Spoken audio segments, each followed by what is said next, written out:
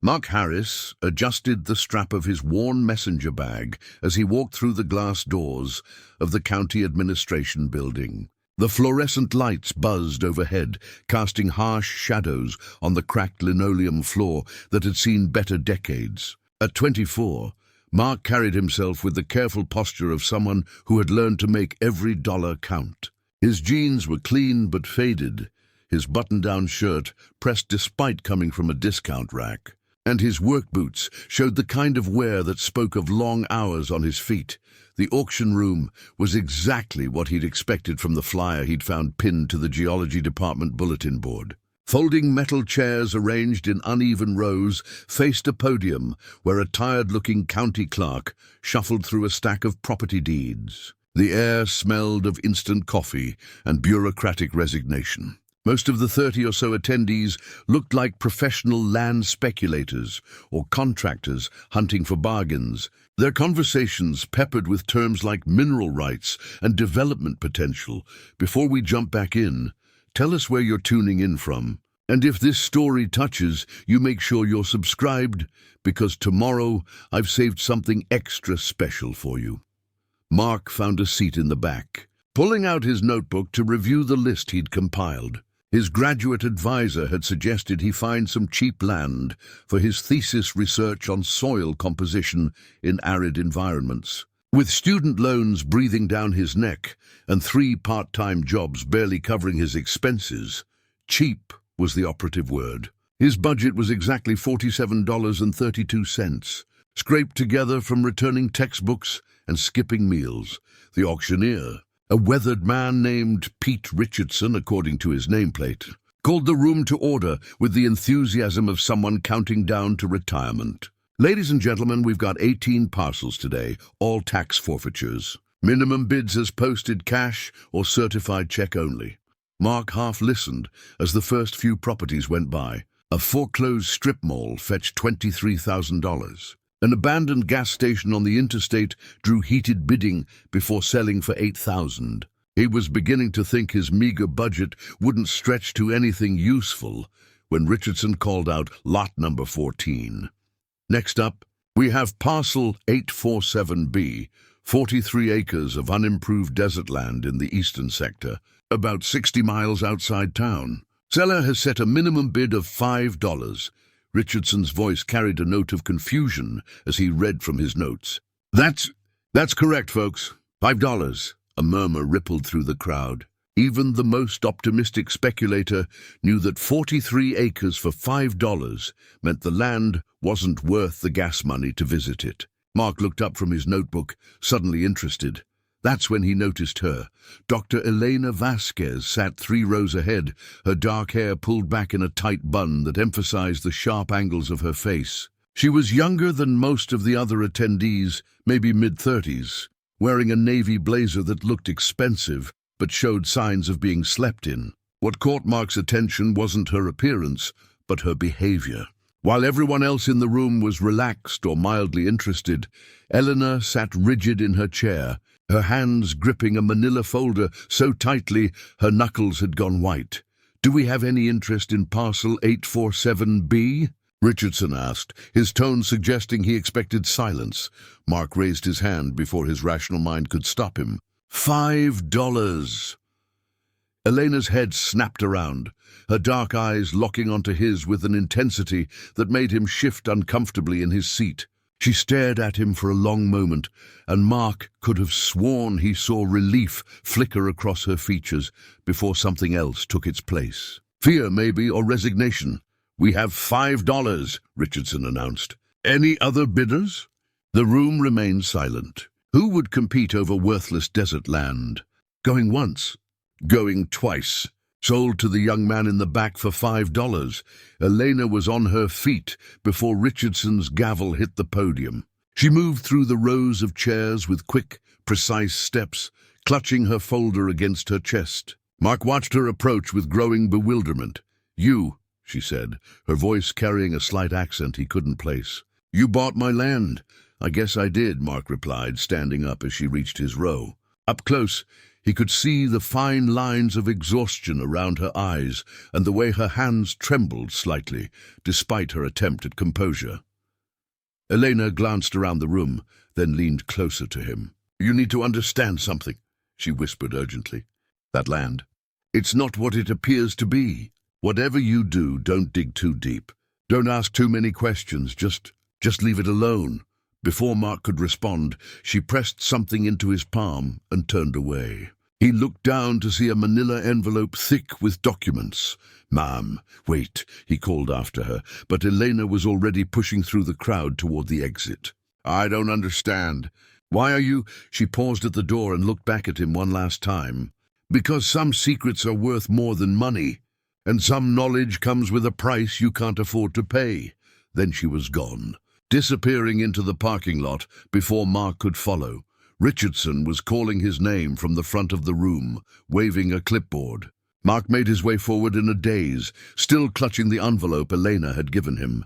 The county clerk processed his payment with the mechanical efficiency of someone who'd done this thousands of times. But even he seemed puzzled by the transaction. $5 for 43 acres, Richardson muttered, stamping the deed. "In 30 years doing this job, I've never seen anything like it." "You sure you know what you're buying, son?" Mark accepted the deed, his mind still reeling from Elena's cryptic warning. "I'm starting to wonder about that myself." It wasn't until he was sitting in his 15-year-old Honda Civic in the parking lot that he opened the envelope Elena had given him. Inside, along with surveys and property maps, was a business card that made his blood run cold. Dr. Elena Vasquez, Ph.D., Theoretical Physics Department of Advanced Energy Research, Classification, Restricted. The card was embossed with the seal of the Department of Defense. Mark stared at the card for a long time, Elena's warning echoing in his mind. "Whatever you do, don't dig too deep." He looked at the property deed in his other hand, at the 43 acres of supposedly worthless desert land he'd just purchased from a government scientist who'd fled the scene like she was running from something terrible. His geology professor had always told him that the most interesting discoveries came from asking the right questions. But as Mark started his car and pulled out of the parking lot, he had to wonder if this was one of those times when asking questions might be the most dangerous thing he could do.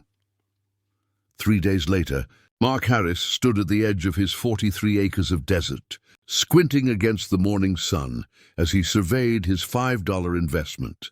The landscape stretched out before him like something from another planet, red-brown earth studded with scrub brush and the occasional boulder, all of it baked under a sky so blue it hurt to look at directly. His Honda Civic, loaded with borrowed geological equipment from the university, looked absurdly out of place, parked on the dirt access road.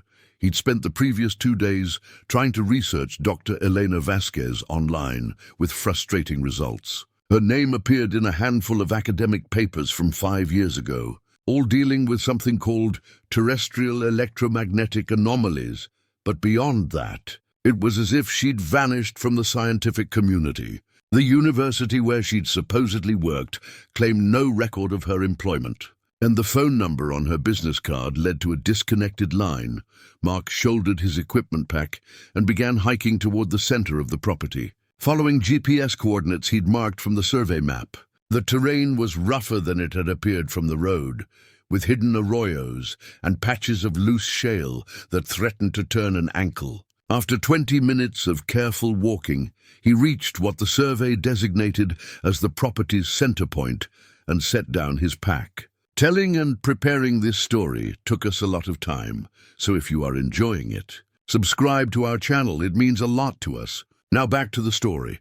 He'd borrowed 3 pieces of equipment from the university's geology lab: a magnetometer for detecting magnetic field variations, a basic electromagnetic sensor, and an old but reliable GPS unit. If Elena's warning was connected to something geological, these instruments should give him some answers. The magnetometer was the first to betray the ordinary nature of the landscape. Mark had barely switched it on when the needle began swinging wildly. jumping from one extreme to another as if it couldn't decide which way magnetic north was supposed to be. He tapped the device, thinking it might be malfunctioning, but the erratic behavior only intensified. "What the hell?" he muttered, moving the magnetometer in a slow circle around his position. The readings fluctuated dramatically, depending on which direction he pointed the instrument. To the north, the magnetic field appeared normal. To the east, it spiked beyond the device's measurement range. To the south, it dropped to nearly zero. Mark pulled out his notebook and began sketching a rough map of the magnetic variations. After an hour of careful measurements, a pattern began to emerge. The magnetic anomalies weren't random. They formed clear lines across the landscape, intersecting at specific points like the spokes of an enormous wheel. The electromagnetic sensor told an even stranger story. Instead of the flat baseline reading he'd expected from empty desert, the device detected pulsing energy signatures that seemed to flow along the same paths as the magnetic anomalies. The pulses were rhythmic, almost like a heartbeat, and they intensified as he moved toward certain areas. Mark spent the morning mapping what he was beginning to think of as energy channels across his property. There were 5 main lines, each running perfectly straight for hundreds of yards, before disappearing beyond his property boundaries. All 5 converged at a point about 50 yards from where he'd started his survey. As he approached the convergence point, following the strongest electromagnetic readings, Mark noticed something that made him stop and stare. The vegetation was different here. Instead of the sparse, randomly distributed scrub brush that characterized the rest of the area, the plants grew in precise geometric patterns. Lines of desert sage formed perfect spirals around clusters of barrel cacti, while patches of wildflowers created intricate mandalas that looked too deliberate to be natural. "This is impossible," Mark whispered to himself, but the evidence was right in front of him, at the exact center of the convergence point. Where all 5 energy lines intersected stood something that definitely wasn't natural. A circle of 7 standing stones, each about 4 feet tall, and carved with symbols that didn't match anything in Mark's limited knowledge of Native American petroglyphs. The stones were made of some kind of dark granite that seemed to absorb sunlight rather than reflect it, and they hummed with a low-frequency vibration he could feel in his bones. Mark approached the stone circle slowly, his electromagnetic sensor clicking frantically as the readings spiked beyond its measurement capability. Up close, he could see that the symbols carved into each stone were incredibly intricate, featuring interlocking spirals, geometric patterns, and what looked like mathematical formulas rendered in an unknown script. One symbol in particular caught his attention. A series of intersecting lines that perfectly matched the pattern of energy channels he'd mapped across his property. Someone had known about these electromagnetic anomalies long ago, long enough to carve their pattern into stone with precision that suggested advanced surveying techniques. Mark circled the stones, taking photographs and making detailed sketches in his notebook. The symbols were clearly artificial, but they had the weathered appearance of extreme age. Some sections of the carvings were so worn by wind and sand that they were barely visible, suggesting they'd been here for centuries, possibly much longer. As he worked, Mark became aware of a subtle sound, like wind chimes in a gentle breeze. But there was no wind, and when he looked around for the source of the sound, he realized it was coming from the stones themselves. The electromagnetic pulses he'd been measuring were somehow producing audible vibrations, creating an eerie harmony that seemed to resonate with the landscape itself. His compass was completely useless here. The needle spun freely, unable to find magnetic north in the chaos of competing electromagnetic fields. Mark's cell phone had lost its signal entirely, despite showing full bars when he'd parked at the road. Even his GPS unit was struggling, showing his position jumping randomly within a 100-yard radius. By early afternoon, Mark had filled 20 pages of his notebook with measurements, sketches, and observations that would have seemed like science fiction if he hadn't gathered the data himself. The property wasn't just geologically unusual, It was impossible, according to everything he'd learned about terrestrial magnetism and electromagnetic phenomena.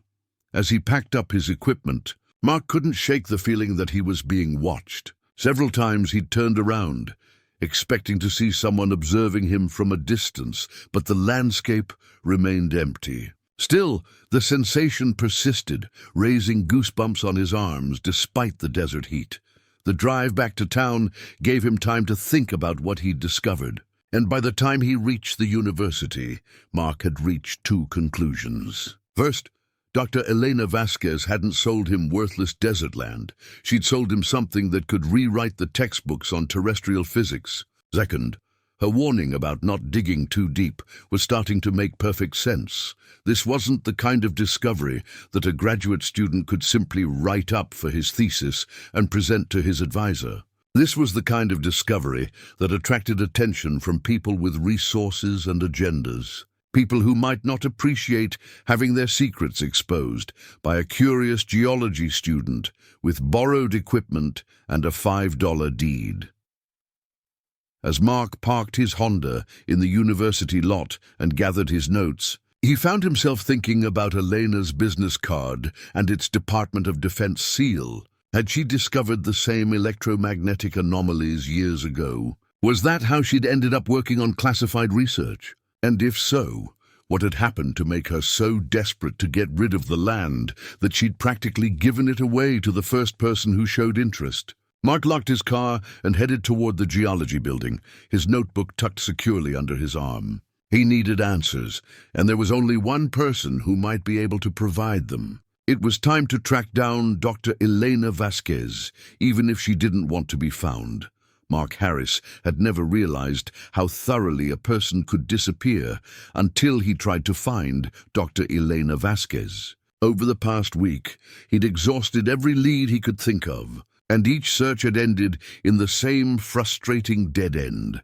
According to official records, Elena Vasquez had never existed. The University of New Mexico, where her early research papers had been published, claimed no record of her ever being enrolled or employed. The academic journals that had published her work on terrestrial electromagnetic anomalies had mysteriously suffered database corruptions that affected only articles bearing her name. Even the Department of Advanced Energy Research, listed on her business card, turned out to be a bureaucratic ghost, with federal employees claiming they'd never heard of such a department. Mark sat in the university library, surrounded by printouts and sticky notes, feeling like he was trying to solve a puzzle with half the pieces missing. His attempts to research ley line energy harvesting, a phrase he'd found in one of Elena's surviving papers, had led him down rabbit holes of conspiracy theories and pseudo-scientific websites. But buried among the nonsense, he'd found references to legitimate research being conducted by a Dr. Raj Patel at Los Alamos National Laboratory. According to the few academic papers he could find, Dr. Patel was a theoretical physicist specializing in geomagnetic anomalies. More importantly, one of his early papers from 6 years ago had been co-authored with Elena Vasquez. Mark stared at Patel's faculty photo on the Los Alamos website, trying to decide if reaching out to him was worth the risk. Elena's warning about not digging too deep echoed in his mind, but the electromagnetic readings from his property were too significant to ignore. If Patel had worked with Elena, he might be the only person who could explain what Mark had discovered. The phone number listed on the Los Alamos directory went straight to voicemail, but Mark left a message anyway, identifying himself as a geology graduate student researching electromagnetic anomalies in desert environments. He tried to keep his voice casual, as if this were just routine academic inquiry, but he couldn't completely hide his desperation for answers. To his surprise, Patel called back within an hour. Mr. Harris, the voice on the phone, was cautious, with a slight Indian accent. You mentioned electromagnetic anomalies in your message. Can you be more specific about what you found? Mark chose his words carefully. I've discovered some unusual magnetic field variations on a property I recently acquired. The pattern suggests some kind of natural electromagnetic phenomenon that doesn't match anything in the standard geological literature. There was a long pause. Where did you say this property was located? About 60 miles east of town in the desert, Dr. Patel. I found a reference to some research you did with Dr. Elena Vasquez, and I was hoping— Don't say that name over the phone, Patel interrupted, his voice suddenly sharp with fear. Mr. Harris, where are you calling from? The university library. Dr. Patel, what's going on? I can't find any record of Dr. Vasquez anywhere, and meet me tomorrow at the Frontier Restaurant on Central Avenue. Noon. Come alone, and don't tell anyone about this conversation. If you're being watched, don't show up. The line went dead, leaving Mark staring at his phone in bewilderment. If you're being watched. The phrase sent a chill down his spine as he remembered the sensation he'd felt at the property. The persistent feeling of being observed. Mark spent the rest of the day trying to focus on his regular coursework, but his mind kept returning to Patel's warning. As he walked across campus that evening, he found himself checking over his shoulder, looking for the same dark sedan he'd noticed in his rearview mirror during the drive back from his property. When he saw it parked across from his apartment building, Mark's heart rate spiked. He forced himself to walk normally to his front door, resisting the urge to run. Once inside, he went to his bedroom window and peered through the blinds. The sedan was still there, and he could make out the silhouettes of two figures in the front seats.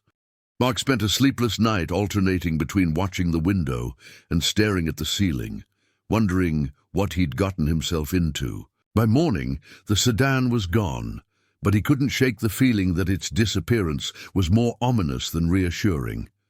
The Frontier Restaurant was a local institution, famous for its green chili cheeseburgers and the eclectic mix of university students, artists, and locals who frequented it. Mark arrived at 11:45 and chose a booth near the back, where he could watch the entrance. He'd never met Dr. Patel in person, but he recognized him immediately when he walked in at exactly noon.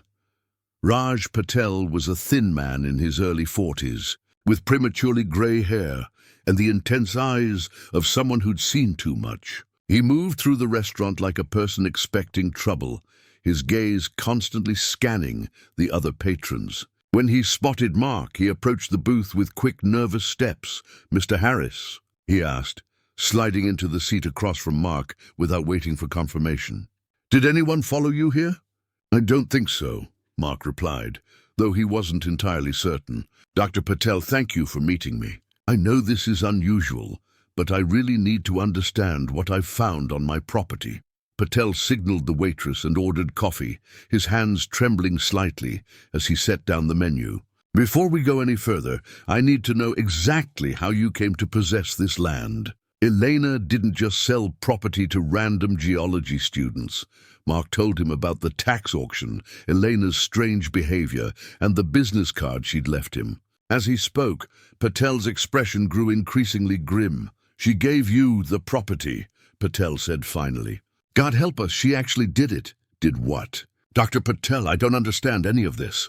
Who is Elena Vasquez, and why can't I find any record of her existence?" Patel looked around the restaurant again, then leaned forward and spoke in a low voice. "Elena Vasquez is the most brilliant physicist I've ever known, and she's been running for her life for the past 3 years. The reason you can't find any record of her is because powerful people have spent considerable resources erasing her from official history." He reached into his jacket and pulled out a manila folder, sliding it across the table to Mark. "What I'm about to tell you could get us both killed, so listen carefully. 6 years ago, Elena and I were part of a classified research project studying what we called terrestrial energy networks. The official term was Project Meridian, and it was funded jointly by the Department of Defense and several private contractors." Mark opened the folder and found photocopies of research papers, facility blueprints, and what looked like classified government documents. The material was heavily redacted, but he could make out references to ley line energy harvesting and strategic electromagnetic manipulation. We thought we were working on renewable energy, Patel continued, his voice heavy with regret.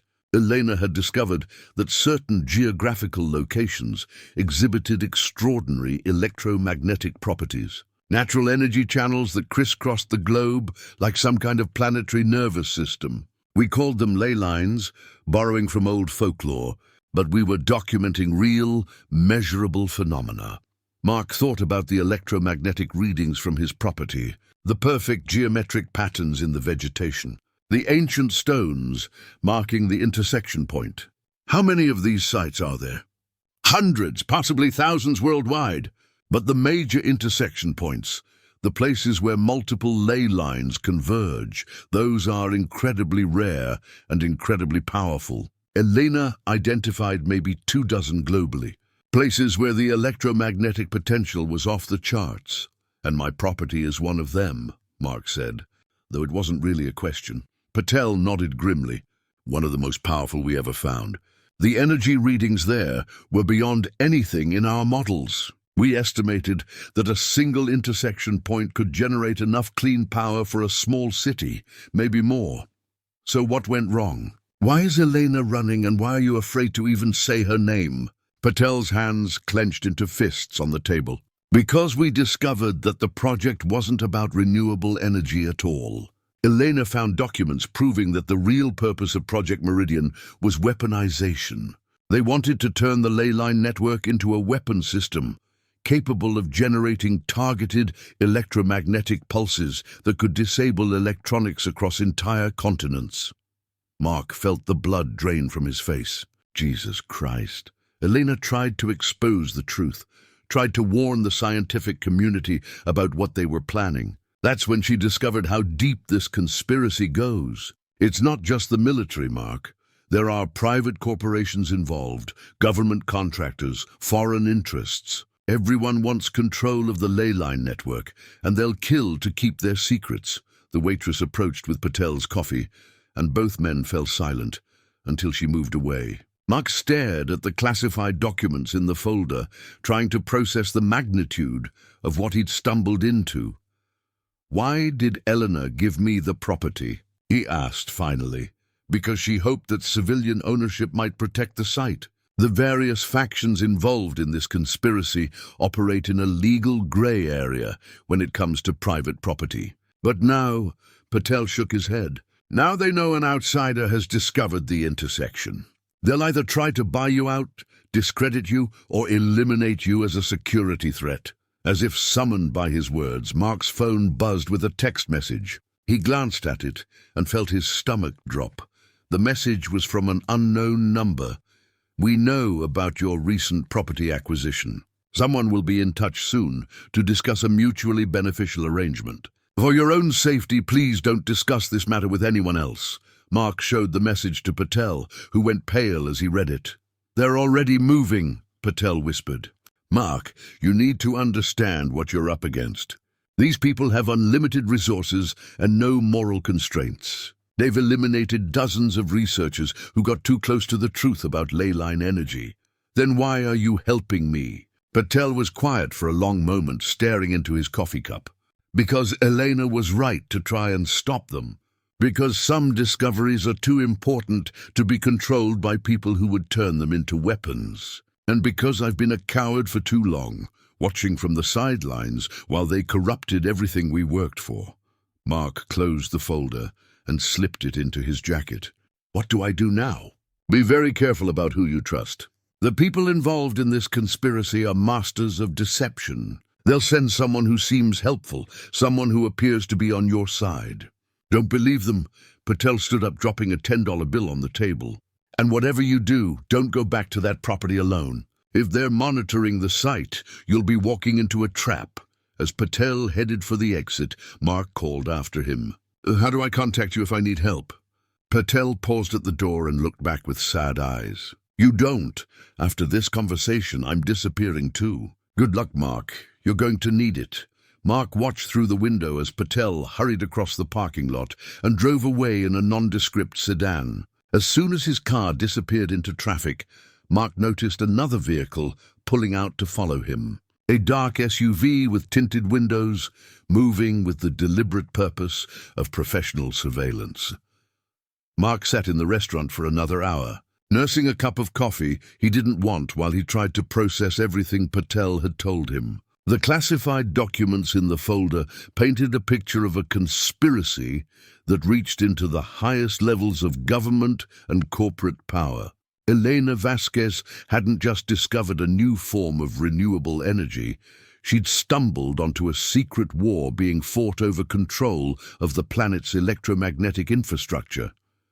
And now, through a $5 land purchase at a tax auction, Mark Harris had become a player in that war whether he wanted to be or not.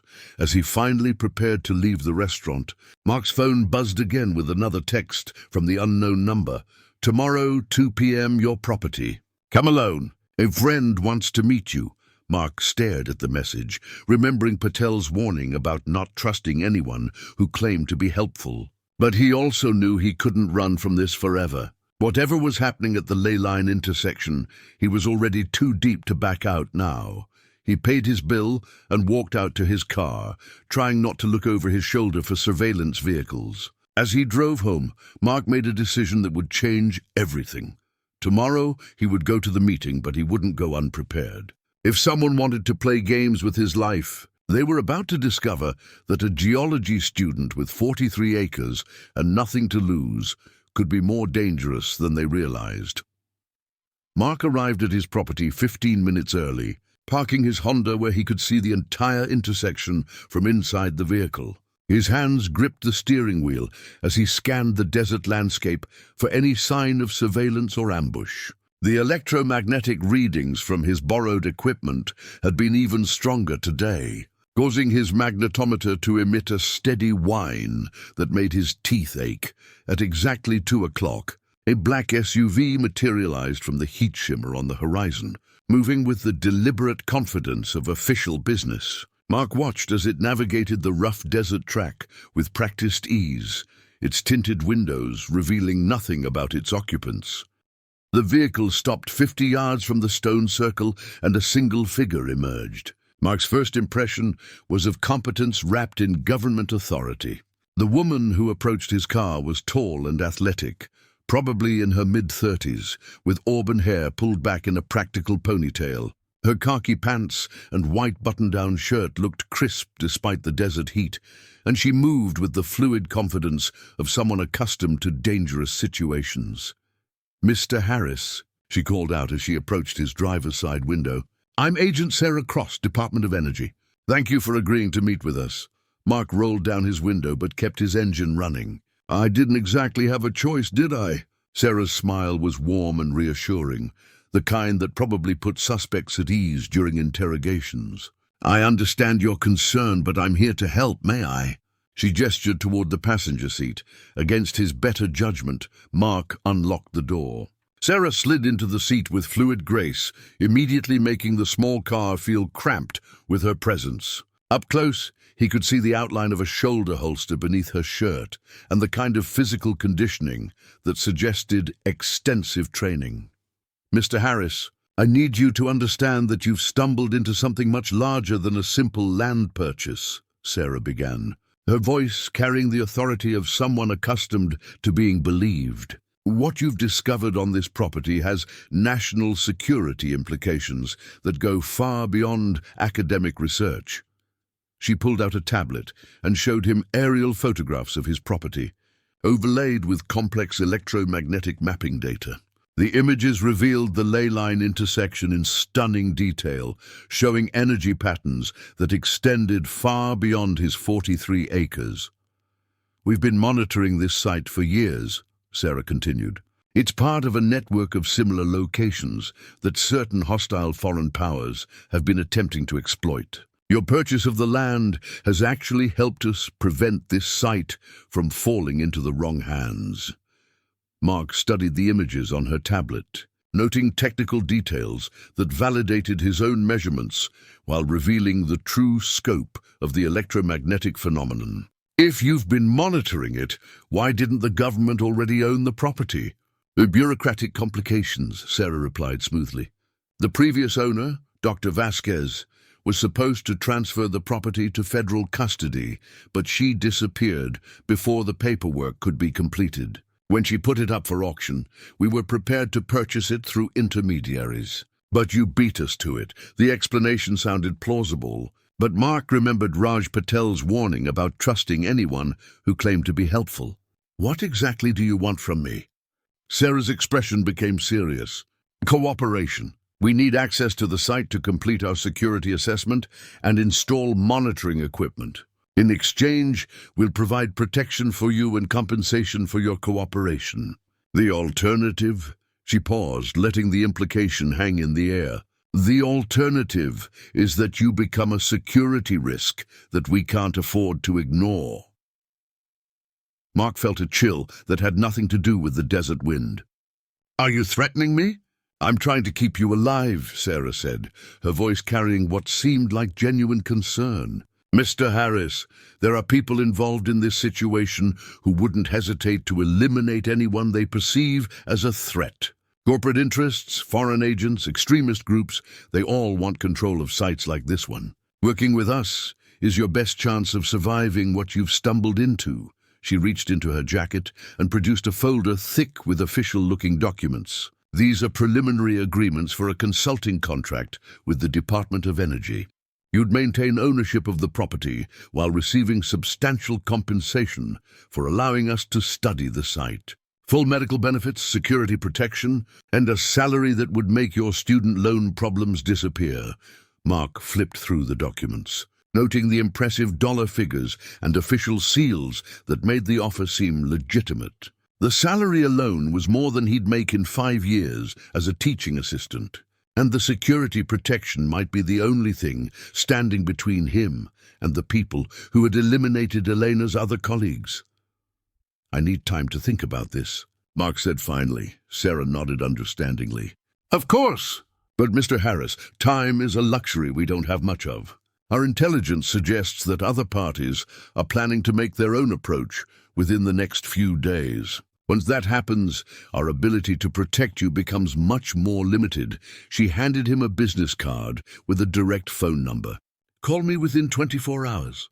After that, I can't guarantee your safety or our ability to make this offer again.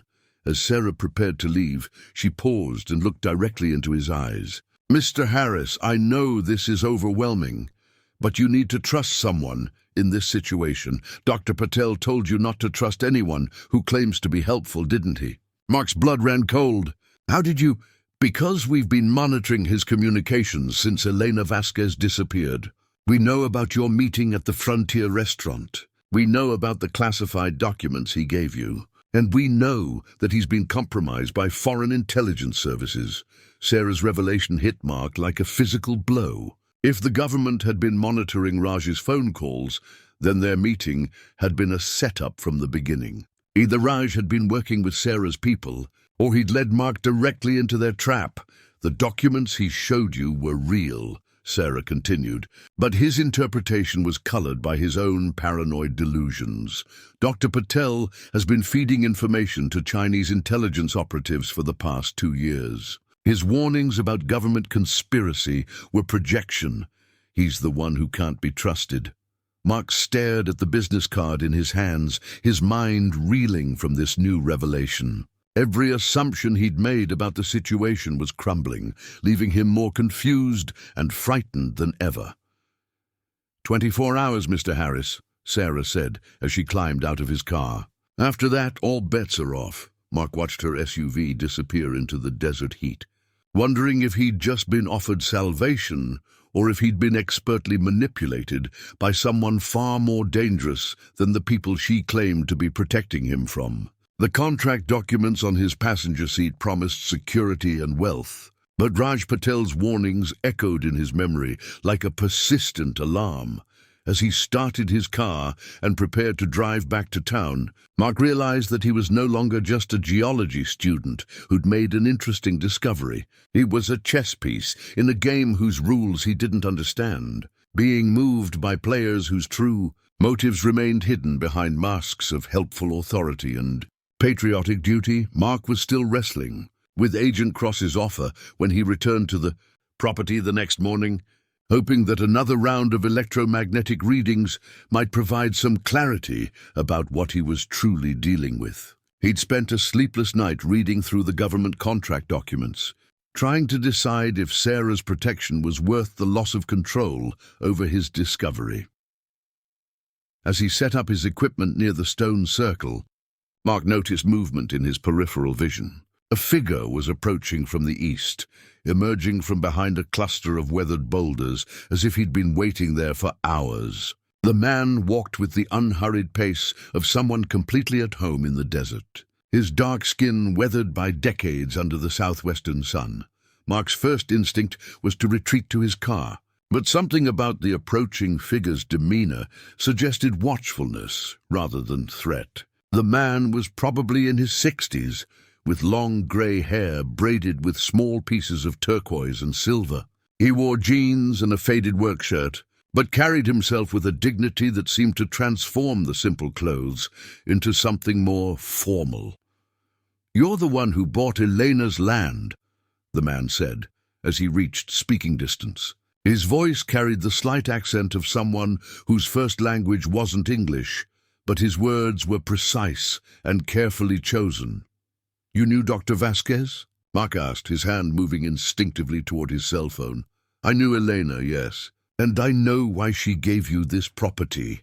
The man's dark eyes studied Mark with the intensity of someone reading a book written in a foreign language. "My name is Thomas Crowfeather. My family has been watching this place for a very long time." Thomas approached the stone circle with reverence, running his weathered fingers along the carved symbols that had puzzled Mark since his first visit. "These markers were placed by my ancestors more than 500 years ago. They mark the heart of what you call a ley line intersection, but we have older names for it. Agent Cross said this site has been monitored by the government for years," Mark said. Testing Thomas's reaction, Thomas's expression darkened. "Sarah Cross is not your friend, young man. She represents the same people who murdered my grandfather in 1973 for refusing to reveal the locations of sacred sites like this one."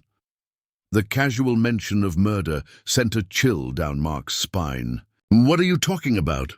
"My grandfather, Joseph Crowfeather, was the keeper of the old knowledge about the energy paths that run through the earth. When government agents approached him during the energy crisis of the 1970s, he refused to help them exploit what they didn't understand.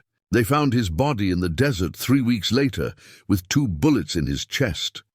Thomas walked slowly around the stone circle, his movements following the same pattern Mark had observed in the vegetation growth. "For 5 centuries, my family has protected places like this one. We understand that the energy flowing through these sites is not just power to be harvested, it's part of the living system that keeps the earth in balance." Mark thought about the rhythmic electromagnetic pulses he'd measured, the way they seemed to synchronize with some planetary heartbeat. "What happens if that balance is disrupted?" "Catastrophe," Thomas replied simply. "The energy networks your scientists call ley lines are like the nervous system of a living planet. Damage them, and you damage the whole organism. Climate instability, seismic activity, electromagnetic storms, all of these are symptoms of a system under stress." As if summoned by his words, Mark's electromagnetic sensor began emitting rapid clicks, its readings spiking beyond normal parameters. Both men looked toward the horizon, where a dust cloud marked the approach of multiple vehicles. "Sarah Cross returns, and she's brought friends," Thomas observed with grim satisfaction. "She knows I'm here, and she knows what that means." Mark counted at least 3 vehicles approaching from different directions, moving with the coordinated precision of a military operation. "Thomas, we need to get out of here." "No," Thomas said firmly. "This is where the deception ends. You need to see who Sarah Cross really is, and what she's willing to do to get control of this site." The lead vehicle was Sarah's black SUV, but it was now accompanied by 2 additional trucks carrying what appeared to be military contractors in tactical gear. The convoy stopped at the perimeter of the stone circle, engines running as armed figures took positions around the site. Sarah emerged from her SUV with the same professional confidence Mark remembered. But now her demeanor carried an edge of barely controlled frustration. "Mr. Harris," she called out, her voice carrying across the desert wind. "I see you've met our local troublemaker." "Agent Cross," Thomas replied, his voice carrying a formality that transformed her name into something like an insult. "Still pretending to work for the American people, I see." Sarah's composure cracked slightly, revealing something cold and calculating beneath her helpful facade. "Thomas Crowfeather, we have warrants for your arrest on charges of interfering with federal investigations and terrorist activities." Terrorist activities? Mark looked between them, confused by the sudden escalation. "What's going on here?" "Thomas belongs to a radical environmental group that has been sabotaging legitimate energy research for decades," Sarah explained, her tone becoming more official and distant. "His family has used violence and intimidation to prevent scientific progress, costing the American people billions in lost energy independence." Thomas laughed, but there was no humor in it. "Scientific progress? Is that what you call strip mining the planet's energy system for corporate profit?" Sarah signaled to her tactical team, who began advancing on their position with weapons drawn. "Mr. Harris, step away from the terrorist. For your own safety." Mark found himself caught between two versions of reality, each claiming moral authority, while painting the other as a dangerous deception. But as he looked at the armed contractors surrounding the stone circle, Mark realized that regardless of who was telling the truth about the past, Sarah's current actions were revealing her true nature.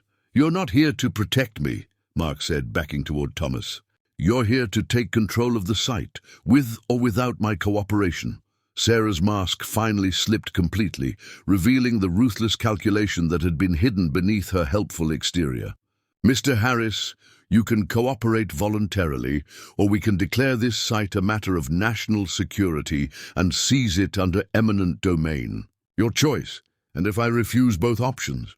Sarah's smile was as cold as winter frost. "Then you become a security risk that needs to be eliminated. Just like Dr. Elena Vasquez, who thought she could expose our operations and disappear into the desert." The casual admission that Elena was dead hit Mark like a physical blow, confirming his worst fears about the conspiracy he'd stumbled into. Thomas placed a steadying hand on his shoulder, his presence grounding Mark in the face of Sarah's revealed malevolence. "Elena died protecting this place," Thomas said quietly. "The question is, what are you willing to do to honor her sacrifice?"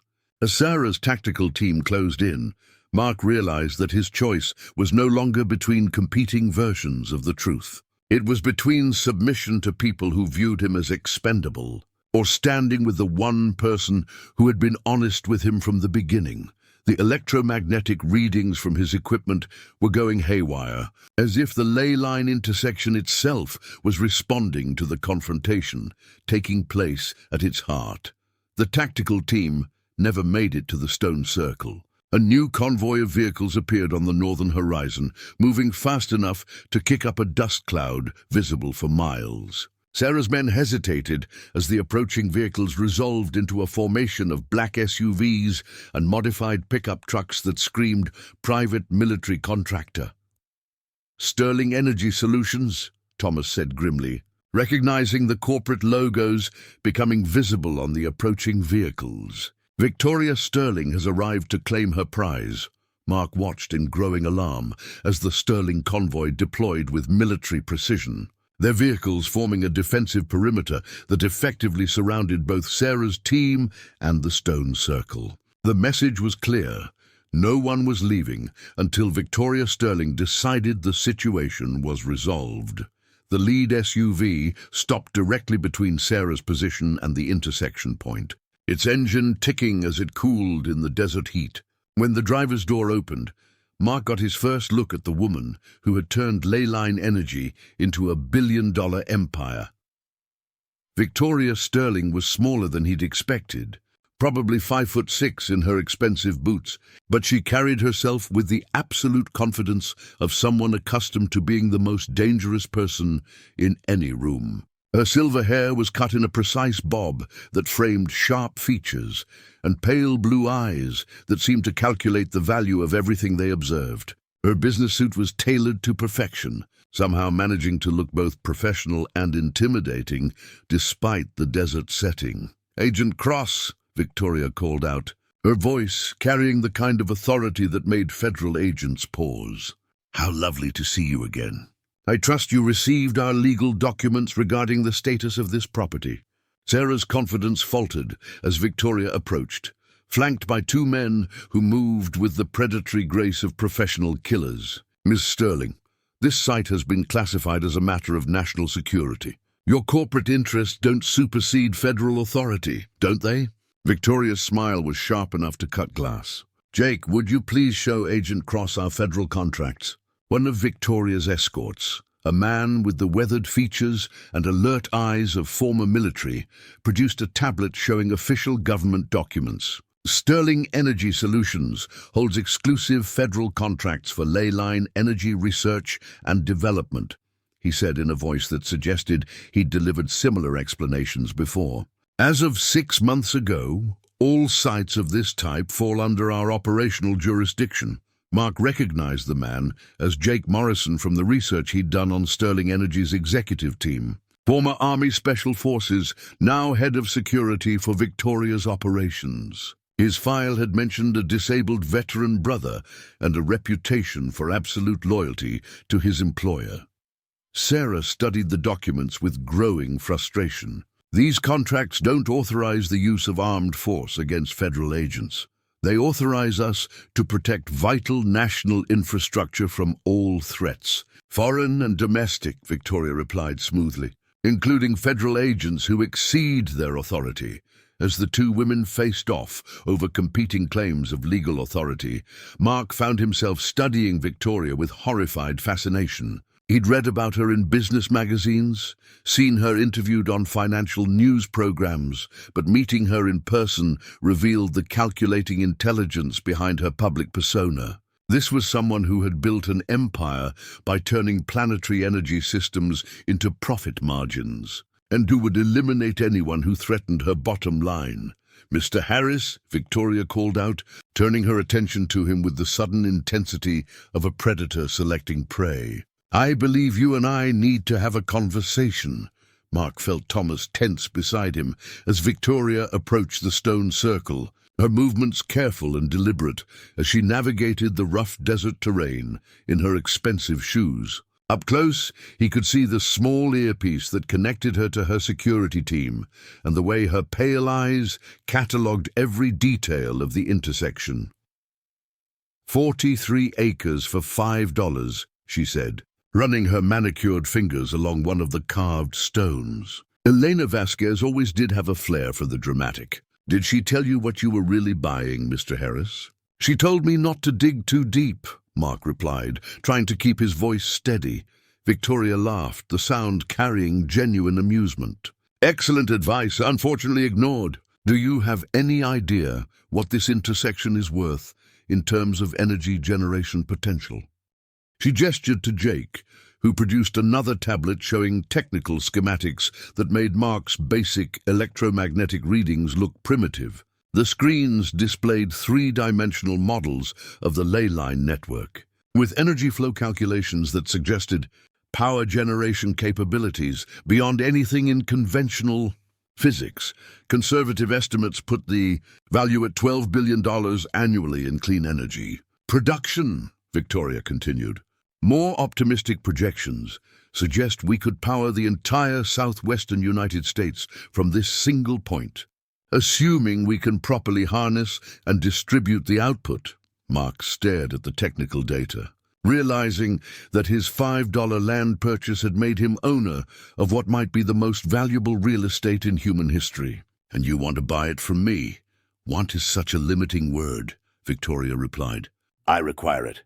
"Mr. Harris, Sterling Energy Solutions has invested too much time and resources mapping the global leyline network to allow a single intersection to remain outside our control." Thomas stepped forward, his presence commanding attention despite being outnumbered and outgunned. "Victoria Sterling, Your ancestors knew the price of disturbing the balance of these sacred sites. Have you forgotten the lessons of 1892?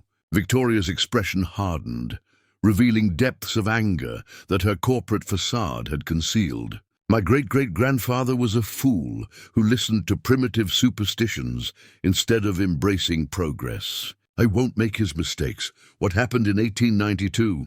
Mark asked, sensing undercurrents of history that no one had explained to him.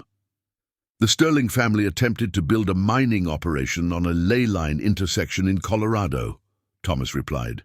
The disruption of the energy flow triggered seismic activity that destroyed 3 towns and killed over 400 people. Victoria's ancestor spent the rest of his life warning others about the dangers of exploiting these sites. Victoria's smile turned predatory. And I've spent my entire career proving that proper technology and scientific understanding can safely harness what our ancestors feared. Sterling Energy has been successfully extracting power from 17 ley line sites worldwide for the past 5 years, with no adverse effects. No adverse effects? Thomas's voice carried bitter irony. The climate instability of the past decade, the increase in earthquake activity along previously stable fault lines, the electromagnetic storms disrupting satellite communications, all of these are symptoms of a planetary system under stress. Correlation is not causation, Victoria replied dismissively. Climate change has multiple factors, most of which have nothing to do with our operations. Jake Morrison had been listening to this exchange with growing unease, and Mark noticed him checking his phone with increasing frequency. Something in the security chief's demeanor suggested he wasn't entirely comfortable with his employer's explanations. Victoria Sterling offered Mark Harris $50 million for his land, warning that refusal would bring accidents and legal ruin. The threat revealed the true stakes. Refusal could mean death. After her convoy left, Mark barely had time to breathe before military helicopters descended. Commander Harrison, Walsh of the Army's Advanced Research Projects Division, relieved federal agents of authority and revealed the truth. Ley line intersections were global strategic assets. China and Russia had already weaponized them, and Mark's desert site held unmatched power potential. Walsh declared it essential to U.S. security, offering fair compensation while making clear that refusal would mean forced removal. Thomas Crowfeather countered with a demonstration. Chanting at the ancient stone circle, he awakened the ley line's energy. An aurora flared above, equipment screamed and soldiers panicked. The display revealed terrifying images: stars extinguished, planets collapsing, civilizations dying when energy flows failed. The ley lines weren't mere resources, they were a living system being killed. Walsh demanded answers, his military certainty shaken. At that moment a figure emerged, lunar, radiant and otherworldly, her voice resonant with the earth itself. She warned that humanity had 12 hours before critical instability in the ley line network would trigger planetary collapse. Mark realized the choice before him transcended wealth, power, or survival.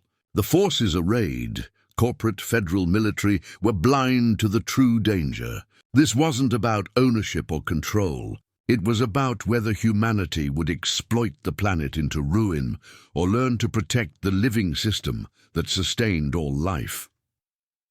Dr. Raj Patel emerged from the desert heat, a gaunt shadow of the confident physicist Mark once knew. Clutching a military laptop, he confronted Commander Walsh with explosive evidence.